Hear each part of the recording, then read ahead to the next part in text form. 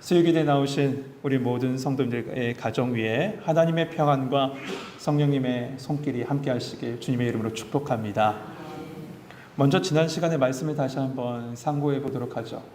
우리는 24장의 말씀을 나누면서 발을 가리기 위해서, 그러니까 볼일을 보기 위해서 동굴에 홀로 들어온 사울을, 그 안에 숨어있던 다윗이 분명히 죽일 수 있는 상황에 있음에도 불구하고 하나님의 기름 부음 받은 자를 죽일 수 없다 라고 하며 사울을 살려주는 모습을 24장에서 봤습니다. 그러면서 다윗은 이렇게 고백합니다. 하나님만이 온전한 재판장이시다. 여러분 기억하시죠? 이 다윗의 모습은 다음 주에 보게 될 말씀에도 또 비슷하게 나옵니다. 그런데 그 사이에 한 사건이 등장해요. 오늘 보면 25장의 말씀이에요. 미리 말씀드리면 앞뒤에 있는 24장과 26장의 성격과는 전혀 다른 다윗의 모습을 보게 됩니다. 한번 어떤 모습인지 말씀을 통해서 살펴보시죠. 오늘 1절부터 쭉 같이 올 테니까 같이 말씀을 나눕시다. 25장 먼저 1절 같이 한번 읽어보겠습니다. 25장 1절 말씀 함께 읽겠습니다. 시작.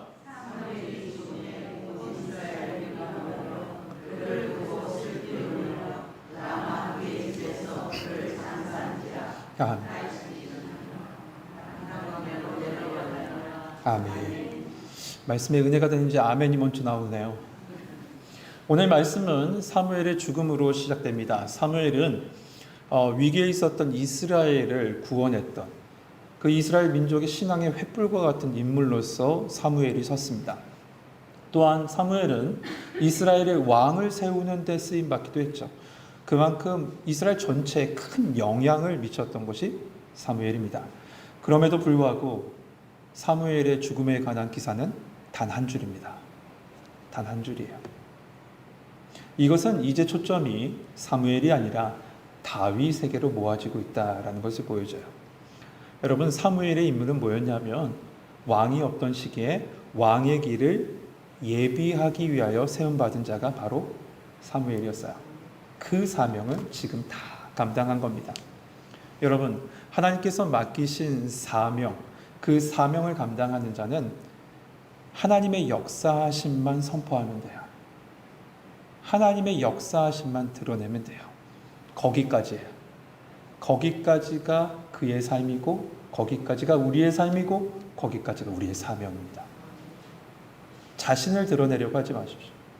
오직 하나님의 영광만 드러내시는 성도님 되시길 소망합니다. 그때 하나님께서 우리를 높여주세요. 내가 높아지려고 하면 절대로 안 돼요. 하나님만 드러낼 때 하나님께서 우리를 높여주십니다. 짧은 한 줄의 죽음이지만 여러분 기억하십시오. 사무엘의 삶은 하나님께서 살아계심을 온 삶을 통해서 전파했습니다. 그래서 모든 이스라엘의 삶 속에, 가슴 속에 그 하나님이 살아계심을 새겨놓고 갔던 것이 사무엘의 삶이었고, 하나님은 그렇게 사무엘을 쓰셨어요. 우리가 오늘 보면 그 1절 말씀을 단순히 사무엘이라는 인물에 초점을 맞추면요, 좀 안타깝죠. 사명자의 마지막 이렇게 한 줄로 끝낼 수 있을까?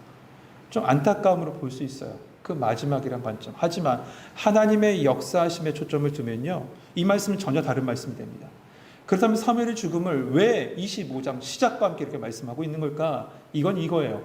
사울의 마지막과, 사울, 바로 첫 번째 왕 사울의 마지막과 다윗이 이제 왕위로 올라갈 것을 나타내고 임박했음을 나타내는 징조로서 사무엘의 죽음을 오늘 말씀에 기록하고 있는 거예요. 그래서 사무엘의 죽음 소식에 이어서 어떤 말씀이 나오냐면 1절 하반절에 보면 다윗이 일어나 바란광야로 내려갔다라는 말씀이 이어지는 겁니다. 여기서 바란광야는 유다 족속에게 속한 땅입니다. 그런데 유다 땅이에요. 유다 땅임에도 불구하고요, 이 이스라엘에서 이 바란광야가 어디에 위치해 있냐면 가장 맨 아래쪽에 위치해 있는 게 바란광야예요. 보통 이스라엘의 이 지경을 얘기할 때 이렇게 표현하죠. 북쪽으로는 단, 남쪽으로는 브엘세바라고 얘기해요. 우리로 얘기하면 북쪽은 백두, 남쪽은 할라, 그리고 백두에서 할라까지라고 우리 지경을 이렇게 얘기하잖아요.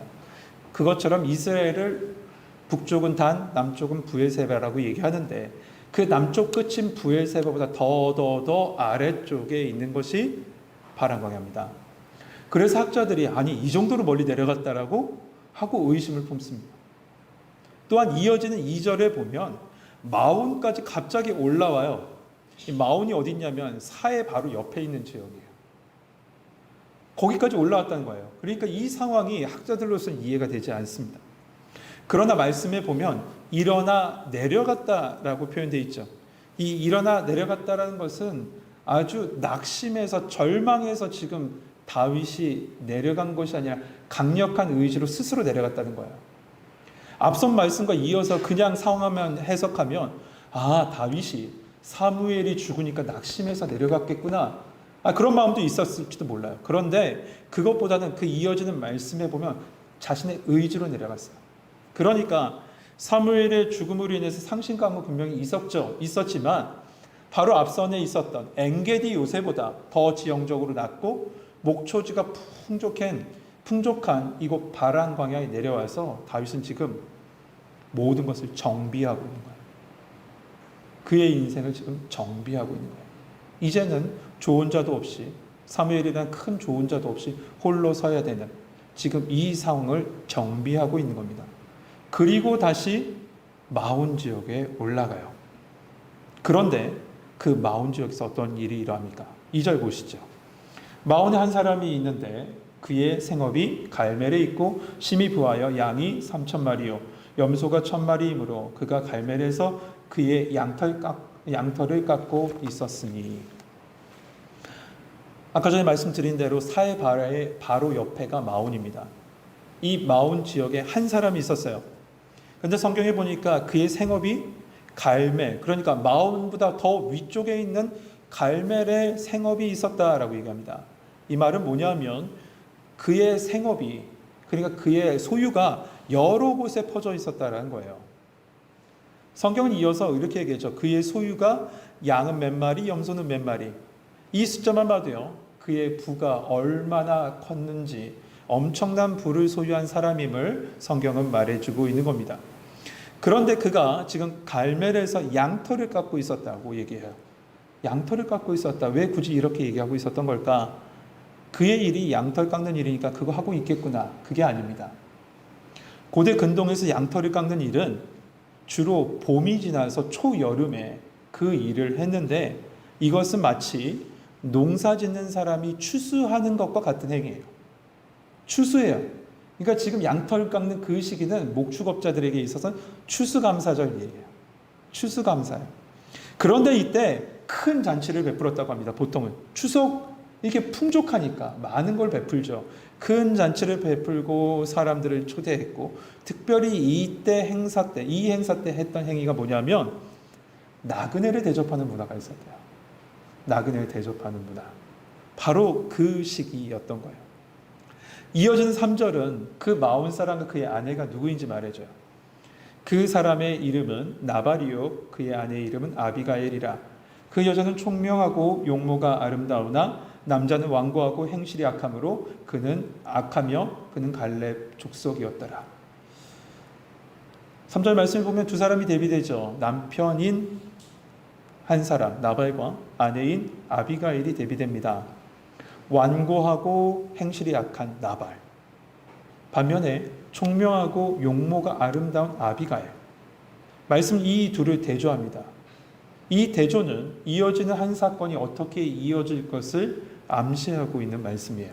그렇다면 어떤 일이 벌어지고 있을까? 4절에서부터 8절을 우리 한 절씩 교독해보죠. 4절부터 8절 제가 먼저 읽겠습니다. 다윗이 나발이 자기 양털을 깎는다는 함을 광야에서 들은지라.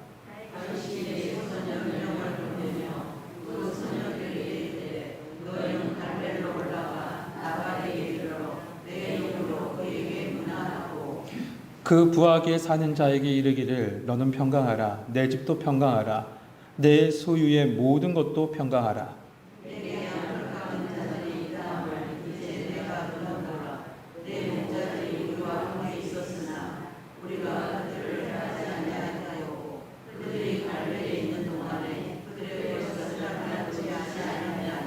8절 같이 읽겠습니다. 내 소년들에게 물으면 그들이 내게 말하리라.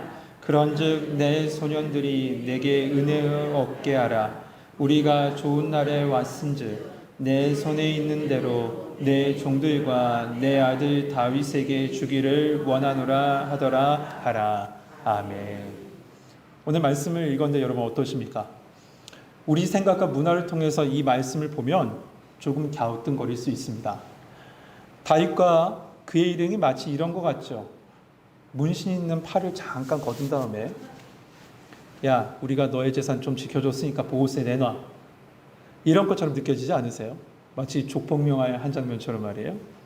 그런데 그런 것은 당연히 아니죠. 예, 그런 건 아닙니다. 다윗은 자신의 군사를 통해서 선의로 자신의 지파인 유다 지파 갈렙 족속 나발의 소유를 지켜준 겁니다. 7절 우리가 읽은 말씀에 그 내용이 나옵니다. 이어진 15절 말씀도 보면요, 이것이 다윗의 일방적인 주장이 아니라 나발의 하인까지도 인정하는 일이었어요. 15절 말씀 보세요. 우리가 들에 있어 그들과 상종할 동안에 그 사람들이 우리를 매우 선대하였으므로 우리가 다치거나 잃은 것이 없었으니. 나발의 하인들이 말하는 겁니다. 우리는 이들이 우리를 지켜줬습니다. 그들이 우리를 선대했습니다. 그러므로 우리는 다치는 일도 없었고 우리 양들도 빼앗기는 일, 도적대에게 빼앗기는 일, 잃어버린 일도 아무것도 없었습니다라는 거예요. 또한 다윗은 지금 축제를 하고 있는 나발에게 어린 소년들을 보냅니다. 위협하려고 막 등치 큰 사람들 보는 게 아니라 어린 소년들을 보내서 최대한 예의를 갖추고 낮춥니다. 그리고 그의 표현을 보세요. 내 아들 다윗이라고 얘기해요. 자기를. 내 아들 다윗이라고 표현까지 하면서 예의를 갖춰요. 그러면서 이 축제 기간에 자신들에게 국류를 베풀어 줄 것을 부탁하고 있어요. 이 축제는 나그네도 특별히 대접하는 그 기간이에요. 그러니 당신을 지켜줬고 보호했던 우리에게 조금의 선의를 베풀어 달라라고 하고 있는 겁니다. 다윗은 이 정도 했으면 당연히 환대받고 영접받을 것이라고 생각했을 거예요. 그럴 줄 알았을 겁니다. 그런데 나발이 뭐라고 합니까? 10절 11절입니다. 나발이 다윗의 사환들에게 대답하여 이르되 다윗이 누구며 이새의 아들이 누구냐? 여러분 지금까지 말씀 속에 보면 사울이 다윗을 비아냥거리고 낮출 때 뭐라고 얘기했습니까? 다윗이라고 얘기하지 않고 이새의 아들이라고 얘기했어요. 지금 나발도 다윗을 낮춰서 이새의 아들이라고 하고 있는 거예요. 그러면서 이어서 이렇게 얘기하죠. 요즘에 각기 주인에게서 억지로 떠나는 족이 많도다. 내가 어찌 내 떡과 물과 내 양털 깎는 자를 위하여 잡은 고기를 가져다가 어디서 왔는지도 알지 못하는 자들에게 주겠느냐 한지라. 여러분, 사울이 죽인 자는 천천히요 다윗이 죽인 자는 만만이라는 이 노래 나발이 모를 리가 없습니다. 온 이스라엘에게 불려졌고 심지어 블레셋 사람들까지도 아는 노래였어요. 그런데 이렇게 무시하고 있는 거예요. 거기에다 뭐라고 얘기합니까? 요즘 각기 주인에게서 억지로 떠나는 종들이 많다고 했는데 그가 다윗이 그런 자인가 보다 라고 하면서 다윗을 아주 폄하하고 있어요. 네, 이 정도면 선 넘은 거죠. 정말 선 넘을 정도로 비아냥거린 겁니다. 이 이야기를 들은 다윗 어떻게 했습니까? 화가 머리끝까지 난 거예요. 그리고 그와 다윗과 함께하는 사람들에게 말하죠. 13절 말씀이에요. 다윗이 자기 사람들에게 이르되 너는 각기 칼을 차라 하니 각기 칼을 차매 다윗도 자기 칼을 차고 400명가량을 데리고 올라가고 200명은 소유물 곁에 있게 하니라. 다윗은 지금 나발의 모든 소유를 보호해 주었음에도 불구하고 은혜를 비아냥으로 돌려버리고 있는 이 나발을 가만히 두지 않겠다. 지금 하고 있는 거예요. 지금 말로 이야기하면 참교육 들어간 겁니다. 참교육. 그런데 여러분 단순히 말로 위협하는 정도가 아닌 것 같아요. 칼을 차라. 이 말을 함으로 인명을 살상하기까지 다윗은 분명히 생각하고 있는 거예요. 그 정도로 화가 나 있는 거죠. 그런데 이 소식을 아비가일이 듣습니다. 하인을 통해서요. 이 하인을 통해서 나발의 아내 아비가일에게 이 소식이 전해져요. 그들은 우리가 앞서 보았던 대로 15절에 다윗 일행이 얼마나 자신들을 선대했고 잘 지켜주었고 다친 것도 없고 잃은 것도 없게 했는지를 쭉 말합니다. 그러면서 특별히 16절 보세요. 16절 보니까 우리가 양을 지키는 동안 그들이 우리와 함께 있어 밤낮 우리에게 무엇이 되었다고요?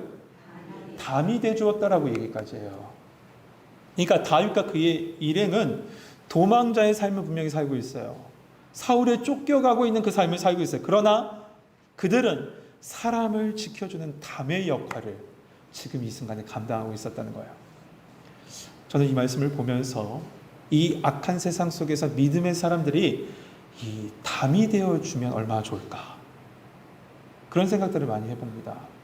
거짓되고 우매하고 악한 이 세상의 조류에 휩쓸려 가지 않도록 이 믿음의 사람들이, 그리고 우리 청교회가 한 영을 지켜내는 담이 되었으면 좋겠다. 여러분, 그런 성도님들, 그런 교회 되게 기도해 주시기 바랍니다. 이처럼 모든 이야기를 들은 아비가일은 어떻게 합니까? 18절 19절인데 제가 18절 읽고 여러분이 19절 읽겠습니다. 제가 먼저 읽습니다. 아비가일이 급히 떡 200덩이와 포도주 2가죽 부대와 잡아 요리한 양 5마리와 볶은 곡식 5세아와 건포도 100송이와 무화과 뭉치 200개를 가져다가 나귀에게 싣고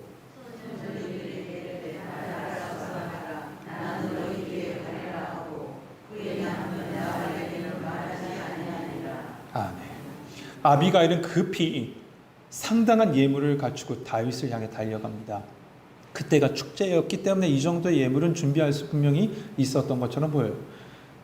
이 모든 것을 막 급히 싼 다음에 다윗을 향해 가요. 그리고 23절에 보면 다윗을 마주한 아비가일은 급히 내려서 땅에 엎드립니다. 그리고 24절에 이렇게 얘기하죠. 그가 다윗 발에 엎드려 이르되 내 주여 원하건대 이 죄악을 나 곧 내게로 돌리시고 종에게 주의 길을 말하게 하시고 주의 귀에 말하게 하시고 이 여종의 말을 들으소서. 이 죄악을 자신에게 돌리라고 하면서 죄를 인정하는 모습을 보게 돼요. 아비가일은 지금 중보자의 역할을 감당하고 있는 거죠. 그러면서 25절에 남편은 분별력이 부족한 미련한 자입니다 라고 말합니다. 그러면서 이 말씀의 핵심적인 말을 26절에 하는데 여러분 이 말씀은 꼭 같이 읽으시죠. 26절 말씀 같이 읽겠습니다. 시작.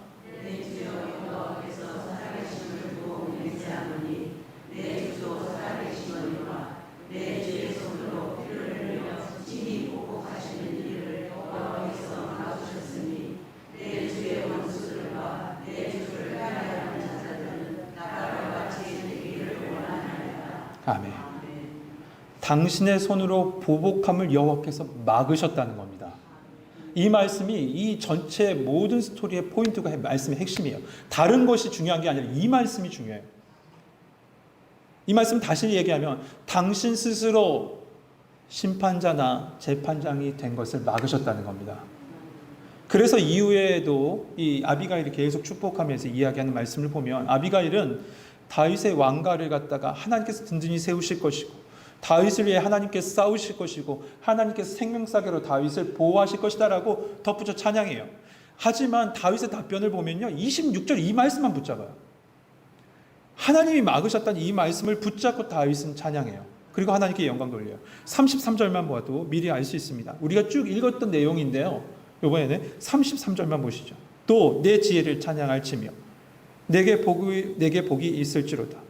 오늘 내가 피를 흘린 것과 친히 복수하는 것을 내가 막았느니라.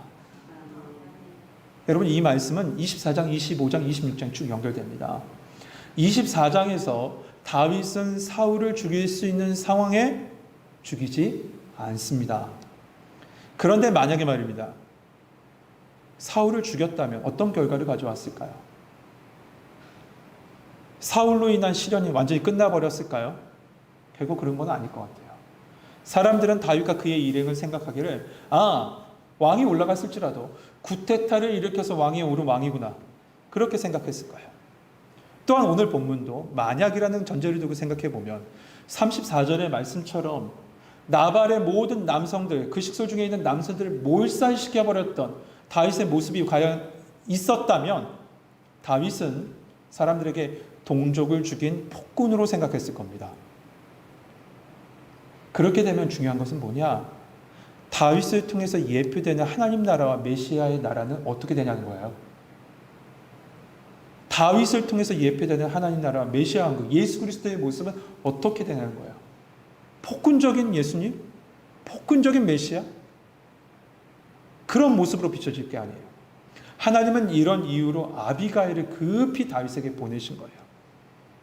그러므로 지금 아비가일이 급히 물건을 싸서 와서 음식을 싸가지고 와서 탄원하고 있는 건 그 가정을 살리기 위해서, 남편을 살리기 위해서인 것이 아니라, 이 말씀은 예수님 말씀, 먼저 그의 나라와 그의 의를 구해서 한 겁니다.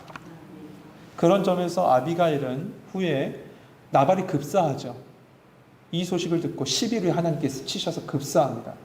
급사하고 다윗의 아내가 된 부분은 우리는 이해할 수 있어요. 왜냐하면 아비가일은 나발과 함께 있을 때 그의 영광과 풍족함을 분명히 누리고 살 수 있는 상황이었지만 직접 자신을 낮추어서 하나님 나라를 위해서 고난에 참여하는 모습을 보게 돼요. 이제 그는 다윗의 아내가 돼서 도망자의 삶을 삽니다. 도망자의 삶을 살아요. 사랑하는 성도 여러분, 오늘 본문의 사건은 외부에서 침략하는 사건이 아니라 이스라엘 내부에서 겪고 있는 사건이에요. 유다 지파 내부에서 겪고 있는 상황이에요. 이것은 우리의 내적인 문제를 가르쳐줍니다. 우리의 삶은 어느 때는 하나님의 인도하심 앞에 다 맡기다가도 내가 재판장이 되고 내가 심판자가 돼서 내 자신의 칼을 휘두를 때가 얼마나 많습니까? 그러면 우리의 삶은 하나님 나라와 그의 영광을 위한 삶, 복음을 위한 삶이 아니라 나의 나라와 나의 영광을 위하는 삶으로 갑자기 변해져 버려요. 지금까지 하나님을 위해서 살아왔을지 모르겠지만 그렇게 되는 순간 나의 영광과 나의 나라를 위한 삶으로 변해버린다는 거예요. 이때 필요한 게 뭘까요? 오늘 말씀의 제목, 브레이크예요. 제동장치가 필요해요. 자동차 레이스 하는 그곳에 전해지는 격언이 있습니다. 어떤 격언이 있냐면 브레이크를 잘 사용하면 더 빠르다. 우리는 빨리 달리고 핸들링을 잘 조작하면 빨리 나가고 레이스에서 1등 할 것 같지만 이 레이스, 자동차 레이스의 유명한 격언은 이거예요. 브레이크를 잘 사용하면 더 빠르다. 멈추지 못하면 달릴 수 없다는 건 말이 있어요. 하나님은 24장에서 다윗이 이렇게 고백했죠. 하나님만이 재판장이십니다.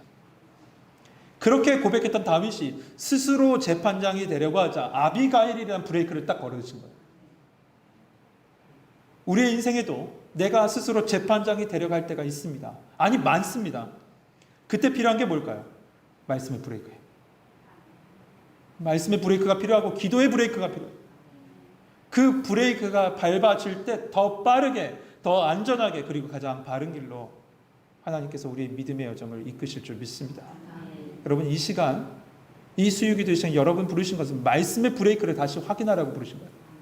기도의 브레이크를 다시 한번 점검하라고 여러분이 이 시간에 불러주신 줄 믿습니다. 이 시간에 그 브레이크를 확인하시고 하나님께서 누르신다면 멈추십시오. 내 생각을 멈추시고 하나님이 먼저 앞서가시길 기다리세요. 말씀으로 브레이크를 누르셨을지 모르겠어요. 지금 기도로서 지금 하나님께서 기도할 때 여러분의 인생의 브레이크를 누르실지도 몰라요. 그럴 때 멈춘 다음에 하나님 먼저 앞서가세요. 저 따라가겠습니다. 제 생각이 앞섰네요. 제 화가 앞섰네요. 제 칼이 먼저 꺼냈네요. 아버지, 제 칼을 지난 주일날 말씀이죠. 칼집 다시 꽂겠습니다. 아버지께서 이끄시면 제가 가겠습니다. 그때 우리의 삶이 하나님의 영광을 돌리는 삶이 되고 하나님의 뜻을 이루는 성도님들의 삶이 될 줄 믿습니다. 이러한 성도님 되시길 주님의 이름으로 축복합니다. 우리 찬송가 찬양하시면서 기도하죠.